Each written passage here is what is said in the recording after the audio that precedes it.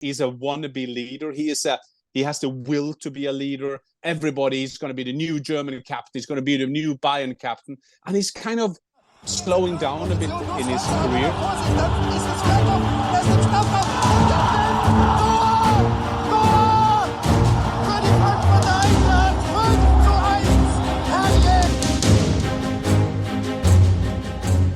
Hi and welcome to the German Fußball podcast. I'm your host, Markus Fjortoft, and as always, joined by co-host Jan Fjortoft. Dad, pleasure as always to see you. How are you doing?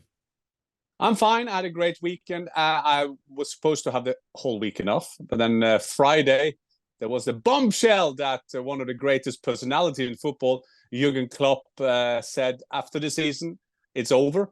And we did a special episode, Markus, on Jurgen Klopp. So did Viaplay. There was a lot of things going on, a lot of news agency calling me and everything. And I have to thank Markus for all the response we had after our special episode. A lot of response, a lot of feedback, and a lot of warmth from the people. And it was 2 weeks where we tried with Franz Beckenbauer dying and Jurgen Klopp leaving. There were a lot of emotions, Markus, but you can tell people about the subscription because that has been great as well. Yeah, well, it's been great to see people take a real interest. And I mean, that is to do with Liverpool fans who are some of the best in the world, but also the personality Klopp and how it relates to German football with Xabi Alonso potentially taking over, etc. But wherever you listen to this on Apple, Spotify, Google Podcasts, if you're watching this on YouTube, make sure to subscribe. We obviously appreciate it, but it also ensures that you stay on top of the latest news and insights. We also post shorts and etc. And then we'll have specials such as we had with Klopp. So just a little reminder that before we go into this week's events, and there is a lot of different talking points that to discuss, but I know that you want to just set the record clean with Eintracht Frankfurt actually to start with. Yeah, I like I said, I had a weekend off, and I at least had Saturday off, so that I ended up watching every game more or less. That was that weekend off. But I have a column in Bild Zeitung in Frankfurt, and I said that Mario Götze had to step up a bit, had to be more a part of the goal scoring kind of stage, and wow, he did against Mainz. That was not a best of games, but a winning. That was a very important win for them. When you have a look at the table now, they're still in the Europe contention, and it was a bit risky and nervous at the end there, but they ending up winning 1-0. And Mario Götze with that 1-0. It's not the most famous 1-0 he has made in his career. Being a World Cup winner, World Cup match winner in 2014, of course, Mario Götze. But it's all about the champions battle, Markus, and it's all about Bayern against Bayer, and it's Munich against Leverkusen. And we are only a couple of weeks away now for the big showdown, Bayer Leverkusen against Bayern Munich. And I guess for both clubs going into this, and as we build closer and closer, and we feel the nerves coming up, and a situation which Bayern will probably feel like it's new to them, but at the same time, they are 11-time champions and come in with that sort of mentality. But there are a bit of question marks, if we put it a bit kind of bluntly, on both sides. You have a Bayern side that are not convincingly winning, but nonetheless are winning, and their points tally is impressive.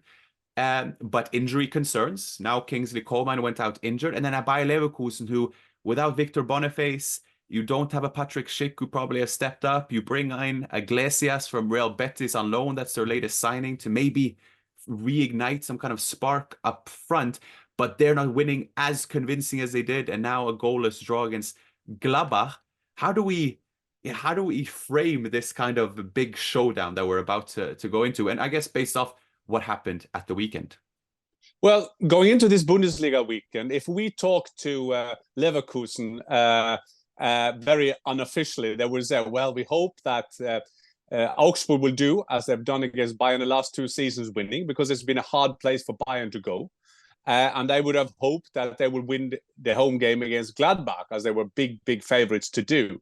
I must say that Bayern Munich, I watched both of these games. Bayern Munich did a very professional job. Yes, it was a bit tight at the end there. and you could imagine that something could happen. There were a penalty given that they didn't score on, but you never know. Would they have got the second one if they scored on the first one, and so on and so on. But I think that Bayern did a professional job. They went to Augsburg. That was the 15:30 German time game. 18:30, the top spiel was Leverkusen against Gladbach. So this was reverse role, because before that, Leverkusen has put pressure on the Bayern. So now we're down to 2 points. So the 3 points for Bayern starting there was, I would say, it was deserved, Markus. There was something Bayernish over that game. They were not fantastic. And as you were saying, Pavlovic scoring his first goal for Bayern, that was a big price to pay, because Koeman seems to be out for a long time now with a knee injury. They were missing Laimer, Kimmich, Upamecano just from the last game. So, but still in there. And I must also say, Markus, we are very quick to criticize VAR. There was 4 VAR decisions in this game. 2 penalties, an offside, and a goal that also had to be checked, and they were all spot on. So they were decisive 4 times, and VAR was spot on. As for the Leverkusen Gladbach game, it was a quite interesting game, because after I watched that game, it was a 0-0. Gladbach good organized, but after the game, I had to find the stats, because they were so dominant. Leverkusen, they were. Was it 28-3 in terms of shots? There was 900 passes, 300 for Gladbach, and all that kind of thing.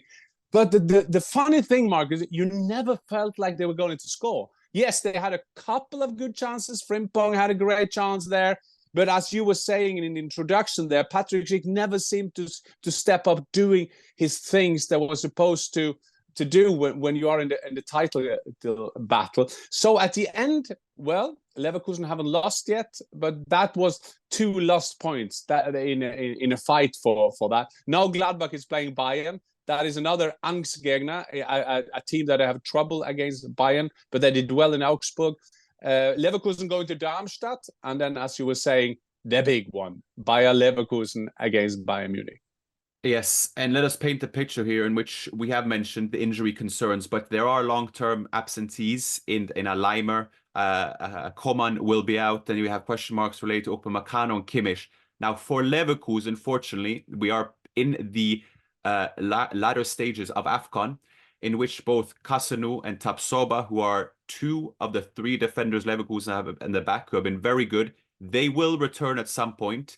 And depending, will be back for the Bayern game, meaning that they will just be without Boniface, barring injuries, of course, going into that game.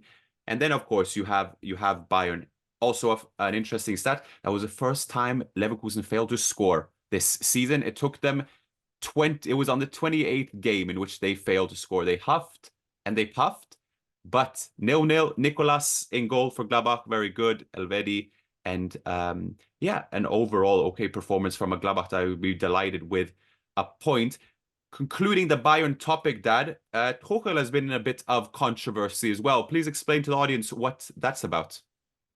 Well, yes, and I must say that we are recording this late afternoon on the Monday. There is a transfer window closing, as there are a lot of injuries for Bayern. It could be that they will take a player on loan, maybe not, but there could be as we are speaking. The big issue was on Sunday.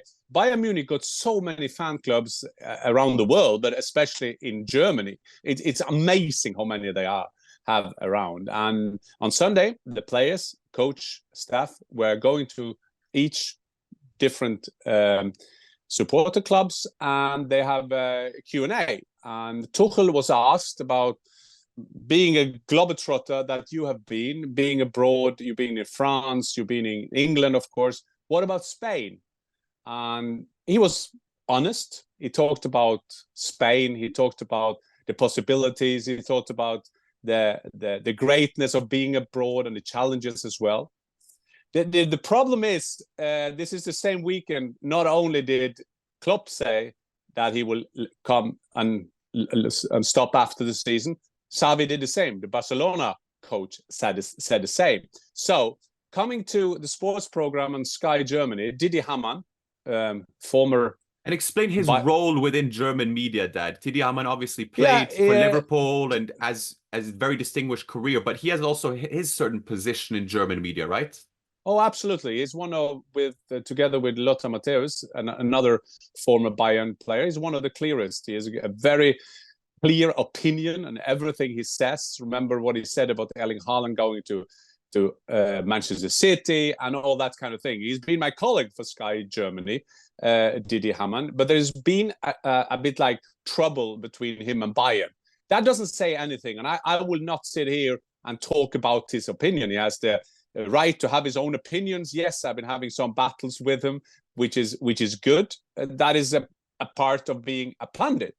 So Didi Hamann, agree or disagree with him, is very clear on Tuchel. And how can he sit there, he says, after Xavi's losing his job, talking about Xavi like he wants the job kind of thing between the lines. So today, Monday, there's a statement for Bayern. It's signed by Dresden, the CEO, and Christoph Freund, saying that we can't accept this anymore. Tuchel never spoke about Xavi, and we will see what consequences we are going to do about this coming from one source all the time, meaning Didi Hamann. I'm not sure what Bayern can do, but it's kind of up the battle in and around Bayern Munich, and this is a big thing in Germany at the moment. This is a big talking point. Didi Hamann with Lothar Matthäus be one of those with the clearest opinions, and of course it's between the lines that they're used to play for Bayern, and Bayern will like former players. I'm not saying they like it to be loyal, but they don't want them to lie. So Bayern says Tuchel didn't say anything about Xavi. I've seen the statement. Apparently he didn't. Didi Hamann says he talked about Xavi and said that he is the biggest embarrassment to Bayern since Jürgen Klinsmann. And remember that time. And that is a big statement from Didi Hamann. And I only want to say to be continued. To be continued indeed. I said to conclude the Bayern topic, but I just want to summarize quickly the new signings in the Bundesliga for those who are not aware and want to know.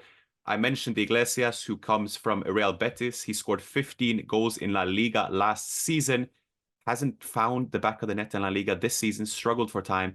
And Bayer Leverkusen and Xabi Alonso are betting that they will get the player from last season to help with the goal drought, so to speak, after one game, without Patrick Schick in form. And then Bayern have signed a player, Dad, bit in the Christoph Freund profile, who is a new sporting director, obviously, who came from Red Bull Salzburg, and signed Sacha Boey. They've looked for a right back. They tried Mukiele at PSG. They tried Kieran Trippier. And I get the sense maybe they got their third option, but they've got a very dynamic and versatile right back from Galatasaray, Boey, who is French, and he played against Bayern twice in the group stages. So he's obviously made a good impression. Now, Dad, we can talk about... I have a dad joke warning, as this is a father and son kind of podcast. It's a dad joke warning. Leverkusen has just signed Iglesias from Spain. He hasn't scored a lot this season. So will they be singing to all the goals I used to know by Julio Iglesias? Instead of girls, right? Exactly. I'll find a way out myself. Yes, we'll do. And that will obviously resonate with one part of our target audience, so to speak. Moving on. Let's talk about goal scorers, Dad, because you love a good goal scorer, obviously. And at the weekend, we had Niklas Füllkrug, our favorite, joint top scorer in the Bundesliga last season with Werder Bremen. He got a hat-trick, and Undav as well, with the hat-trick as well, for Stuttgart. Now, Bayern, Germany, with a lot of Bayern players, mind you, they are desperate for any player in good form. And so whenever there are strikers who can score, we latch on to the discussion, well, will they be Germany's savior? Now, maybe that is a bit too far stretched, but I wonder how you see this developing. Surely Niklas Füllkrug will be the most likely number 9 for Germany, and the fact he's picking up a bit of form for Dortmund is obviously a positive. But then you have someone like Dennis Undav as well, who hasn't got a cap for Germany yet, but is scoring goal and is very much an outsider for this summer's Euros in Germany.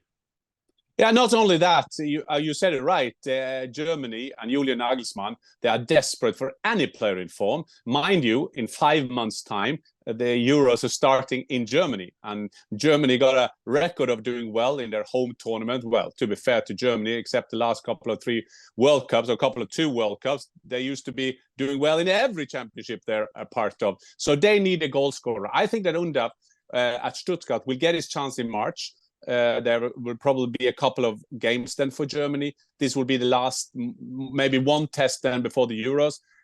Julian Nagelsmann has said that he doesn't want to do a lot of experiments more than he did. Remember, he tried Havertz playing as a back, playing at the back for Germany. So he won't do that. But I don't think it's a big experiment to take Undav in, because you need players to score goals. That was the same with Füllkrug, remember. People wanted him to get on, and now he's a big hope for Germany. So a great weekend for German strikers, German goal scorers, and I think that would please Julian Nagelsmann and the rest of German football fans at all. And let's put into context also the game that they were involved in. Dortmund played against Bochum in the Ruhr derby, and Füllkrug had 3 goals, 2 of which was a penalty, but against the penalty specialist in Riemann in Bochum, and a wonderful header as well for his second. They were without Brandt, they were without Kobel, they were without Royce. Again, not convincing. Again, Bochum felt after the game that we should have gotten something, and they had a big opportunity to equalize as well. But they win, and they have won 3 out of their first 3 games since the return, and the only team in the Bundesliga to do so. So there must be doing something right as well. Yes, and it's a good thing that they've done that. They have, we said it last time as well, Şahin and Bender in and around Terzic. So it's a great start. Convince here, convince there. They have 9 points, and now they're back in the Champions League race. I also watched a long highlight from the Stuttgart Leipzig game. That was a very entertaining game, and there's something about Stuttgart when you see them.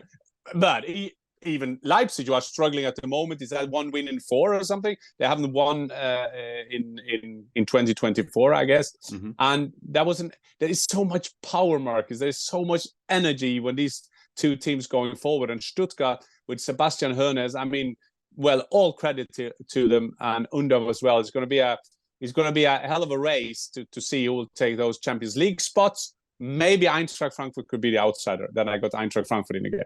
Maybe. They are 2 points behind RB Leipzig, I believe, who are in 5th. And then there's obviously Dortmund, who are looking to, I guess, replicate their insane form from last season. If people don't remember, obviously, Dortmund were poor-ish in the first half of the season, and then they were unreal in the second half of the season.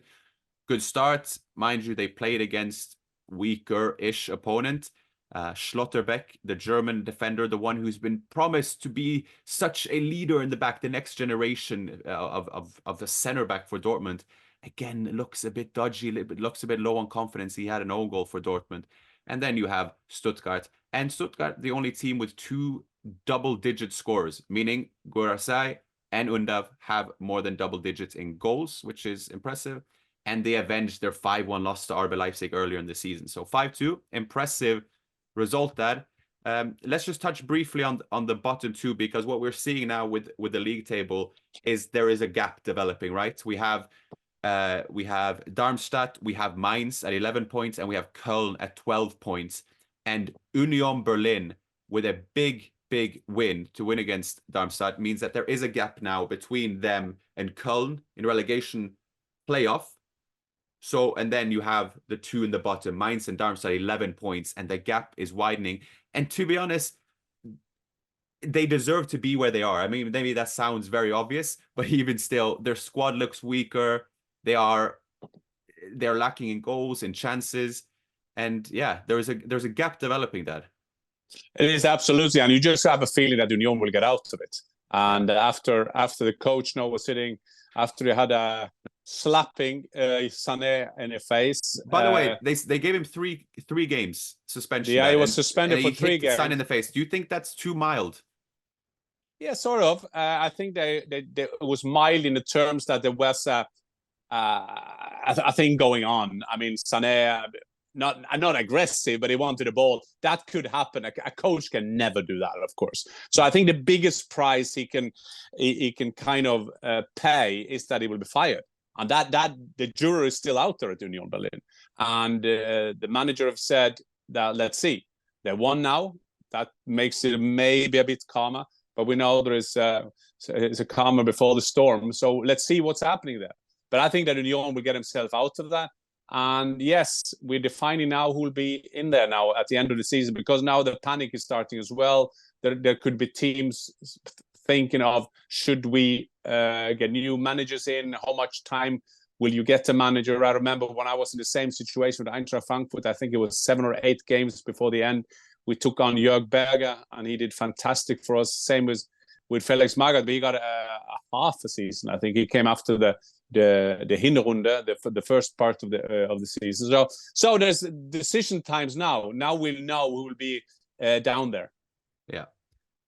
Yeah, we will indeed. And I'm just looking at the remaining games that we're concluding. Some rather unsensational games. Hoffenheim and Heidenheim draw. I mean, Heidenheim undefeated in their last 6 Bundesliga games. They take on Dortmund at home, which they've been notorious to be pretty strong at home, Heidenheim. They welcome Dortmund, which will be an interesting matchup.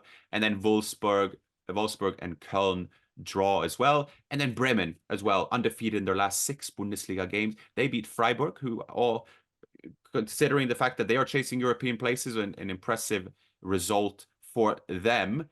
That I've redefined the module or the definition of player of the week. We used to have player of the week. I've now expanded it into person, player, club of the week. And so I can start. I would like to mention the Fortuna Dusseldorf campaign that they're running, because for people that are interested, it is an interesting topic with sports and politics and culture within German environment. Fortuna Dusseldorf are running a campaign, and this weekend it was the second of 3 games that they'll run throughout the season, in which all fans come in for free. In their 54,600 capacity Merkur Spiel Arena, they had all people come in for free. They're testing this, and they will look to make that permanent over the course of the next season or so. And then, as doing such, they hope to bring in more investors and bring in more money, so that the match day revenue, which is pretty substantial actually, which they lose out on that, will be enabled by more investors. So for people that don't know too much about, we talk about Zweite Bundesliga and all that, but German clubs' role within the wider society and stuff is, it's a nice story, I think, to highlight. So that's my little club, I guess, of the week. I think the problem is when I do a podcast with my son is that you kind of challenge me, and there is a lot of things that you do a great sheet before every episode. You give me all the background. There is always new things that you challenge. That was a great thing. I think that what Fortuna Dusseldorf could be more and more interesting, because in England it goes the other way. It's so hard to get tickets. It's so expensive to get into a Premier League game, especially a Premier League game. I think that is a part of the society, because at a time, if you stop having full stadiums, you will be less attractive to have live football games. You will be less attractive to have sponsors sponsoring the game. So it's a great thing to do. I don't want to compare it, but you will see cities want to have people coming to their cities. You will have cheap flights, taking them over to, if that is London or what do I know, Berlin or Rome or whatever, Paris. You will have a lot of possibilities to go there. So maybe this is a future for the clubs to sell out the stands. I think, Markus, if I say my player of the week, I will just, as an example of, we've seen at Manchester City, we've seen at Liverpool this weekend, there is a lot of young kids coming through, playing with the experienced players. And as we do in the German football podcast, I will use Pavlovic. He's 19 years of age. He's been at the club for a long, long time, got his first senior goal. At the moment, you could say that is ahead of the queue of Joshua Kimmich. I mean, there is so much going around Joshua Kimmich, sometimes maybe too much. He's maybe a symbol when Bayern is not doing well, because he is I'm not saying this in a positive way, he's a wannabe leader. He is He has the will to be a leader. Everybody's going to be the new German captain. He's going to be the new Bayern captain. And he's kind of slowing down a bit in his career. So Pavlovic going in there as a 19-year-old, and when you see him playing, there is not a 19-year-old running around there. It's the same with Musiala, by the way. Musiala and Leroy Sané had two players who had a great game in Augsburg. But my player will be Pavlovic, a set-piece goal, getting on the score sheets, a very memorable day for the young lad. 19-year-old playing in Bayern's midfield. I mean, that's very, amazing. very impressive indeed. Whether you have some Zweite Bundesliga, a short update, Dad, whether you want to touch upon that, or if I should just mention the DFB Cup quarterfinals that we just have to remind people of this week. Yeah, remind them of the cup, and I will have my it's this week. Yes, well, we have two. Well, there's a quarterfinal, so there's obviously 4 games, 2 of which are being played this week, and it's St. Pauli against Fortuna Dusseldorf. They just played each other 3 days ago. Actually, St. Pauli won, so they retained their top of the table position. And then it's Hertha Berlin versus Kaiserslautern. And what's nice is obviously next week we will have Leverkusen against Stuttgart and Saarbrücken against Gladbach. But the fact that there are so many lower tier teams, as we've seen in England, with Maidstone and the kind, that is the beauty of the cup. So just for the listener, the DFB Cup is on this week. Yeah, and the good thing about it is that Bayern is out. Bayern's not there. Dortmund is not there. So you will say that Leverkusen is the favorite, but you need to have 2 teams in the final, and then Leverkusen play Stuttgart. What a great draw that is, by the way. And then you have Hertha Berlin against Kaiserslautern, used to be in the Premier League. I'm saying Bundesliga, of course, all the time. Now they meet at the cup. It's a great possibilities for some lower teams to get all the way to the final. Now, I won't say a lot about the Zweite Liga. You said it, St. Pauli winning against Düsseldorf, a great win for them. The second league update for me is always Hamburger Sportverein, because when I grew up, Hamburger Sportverein, or being one of the greatest club around, winning the Champions League, Felix Magath, my coach later at Frankfurt, getting the winner, Ernst Happel, the great coach. They always seem to be okay, and then they have games like this weekend, playing Karlsruhe at home, of course, losing 4-3. So now they're... It's not even 1-0. It's not even a 1-0 loss. It's a 4-3. Yeah, it's always rock and roll, Markus. And Fürth, Greuther Fürth, and we remember they were up in the Bundesliga. Now they're up there as well. And I think, if I'm not wrong, Hamburger Sportverein is in the 4th position at the moment in the table, meaning that 2 go straight up. 1 is going into a relegation battle against the 3rd last in the Bundesliga, and the 4th will miss out. You are correct. Greuther Fürth is in 2nd, ahead on goal difference against Holstein Kiel. So they are suddenly up there as well. Yeah. That ending segment, we have these ending segments that people really like, by the way. They, I shared them on socials and stuff like that. So they are always intrigued. And this week I gave you a challenge. I said, give me your 3/top 5 German coaches, and then you counter and you say, no, give me top 10. Not that, okay. So I'm curious now. The top 10, because I thought that 3 or 5 maybe would, but I guess there's so many good coaches that you would be remiss to exclude them from any list. Well, first of all, great feedback on the best stadiums. And I said that would be stadiums I played at, or a great atmosphere, or something special happened. Great viewing on that. As you were saying, Markus, we are using every social platform, YouTube, TikTok, podcast, of course, Twitter, or called X now. But yes, you asked me about getting the top 3 German coaches. I mean, that is not possible. There is only we have Herberger winning in 54 the World Cup, Helmut Schön 74, here we go. 1990 Franz Beckenbauer, and then 2014 Joachim Löw. So I wouldn't have even got the coaches in from that winning abilities of World Cups. But again, I did some rules. The rules is that is in my time, and I'm born in 67, so 67 and afterwards. So I ended up with 10, Markus. I had to take out my favorite, who was a coach in Germany. It was Ernst Happel. He is Austrian, but he's my favorite coach of all time. Ernst Happel, just try to find your Wikipedia or YouTube, if that's it, one of the greatest coaches ever. So I will be very quick, Marcus. I will only say that it's feeling, it's emotions, and it's also a way of complementing coaches who have done it in different clubs. Because I think you could have the luck as a coach, not a luck, but to have a great skill to be at a club and you win a lot of trophies. So I will try to be very, very quick, Marcus. And I had to note this, and then I put my glasses on. On number 10 is Helmut Schön.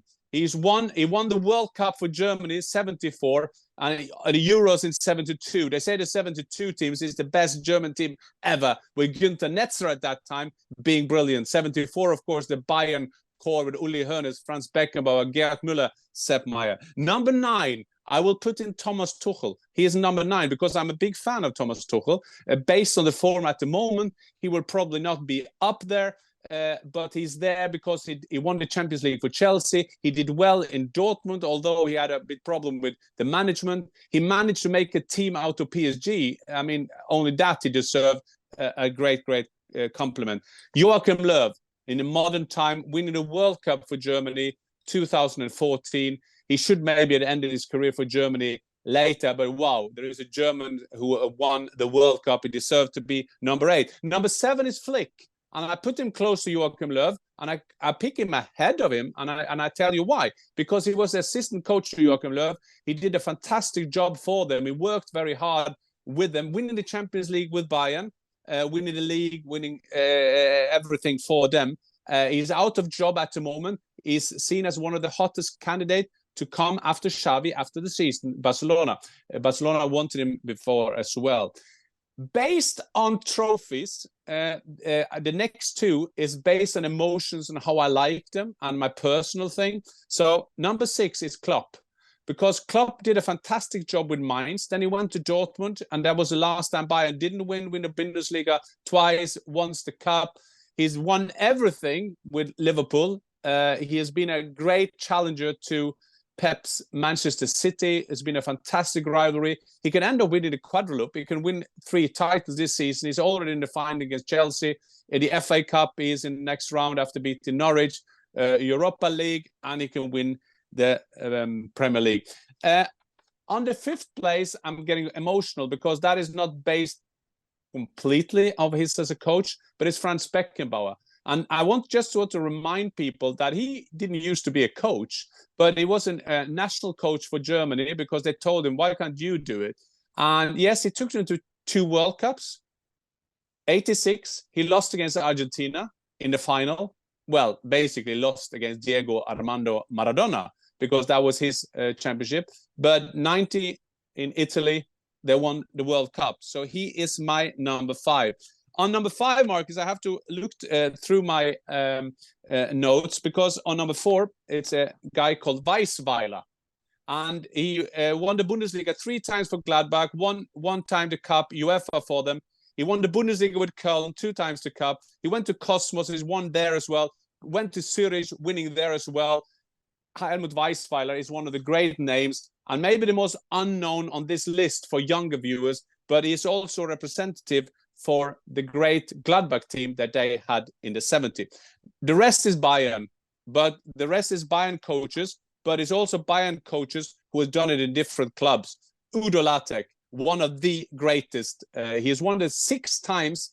He has won the Bundesliga with Bayern in 2 different periods, and also winning the Cup, winning the Champions League for them in the 70s, winning twice for Gladbach, winning the UEFA Cup as well. And he went to Barcelona. He was the coach there, winning the European Cup for them. That is number 2. Number 3.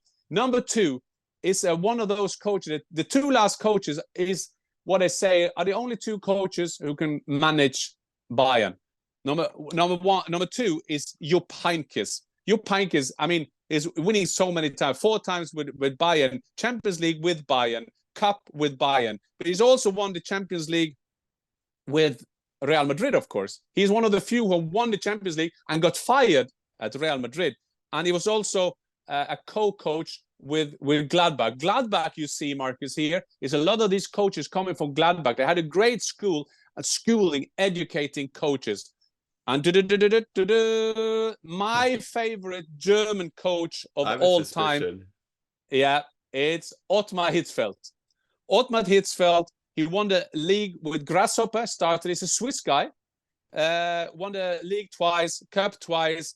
Then he went to Dortmund, winning the Bundesliga twice, winning the Champions League. You remember that Champions League when Karl-Heinz Riedle was flying, the air Riedle, and Lars Ricken was lobbing the ball. And then he went to Bayern, winning the Bundesliga 5 times, the Cup 3 times, and of course, the Champions League. So, yes, a lot of Bayern, a lot of Gladbach coaches, but they all have that in common, that they've done it on different clubs. And I think that is the main thing when you're going to rate players, doing it in different clubs. So, Marcus, big challenge to do top 3. You do understand that I did my homework and I ended up with doing top 10 for you. But selfish, because I'm being educated, and hopefully the some of the audience will be educated as well. There are a couple of their names in which I'll be less familiar with, of course. So, you know, across the board, whatever people took from that, maybe they learned something new. Maybe they said, yes, he did include him. Or maybe they just blatantly disagree with you. Either or, we'd love your feedback, obviously,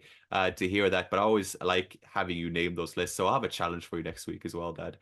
You will, and I know that, but I will come with a recommendation at the end, because this is 67. So this is after my time, after I come to this earth. But there is a film called Das Wunder von Bern, The Miracle of Bern. It's like when Germany went to Switzerland. This is 9 years after the war. It's the first time the Germans were allowed to go abroad. The national anthem were played abroad. And they went to Bern, gonna play against the best team, maybe one of the best team ever, the Ferenc Puskás, Hungary. They were so good, Marcus. They were never losing. And Germany ending up winning that tournament. Was Sepp Herberger was the coach. They lost 8-3 to them in the group stages, but in the final, 2-0 Hungary up.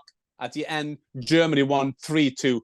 Das Wunder von Bern, The Miracle of Bern. It's a fantastic film. Have a look. I get goosebumps just thinking of it at the moment. It is a great movie. I've seen it, so I can confirm. So just so you don't hear just from that and the 60s kid, but also the 90s kid. But Dad, thanks again for this. I really enjoyed that. And then, we'll catch up very soon. Likewise, auf Wiedersehen.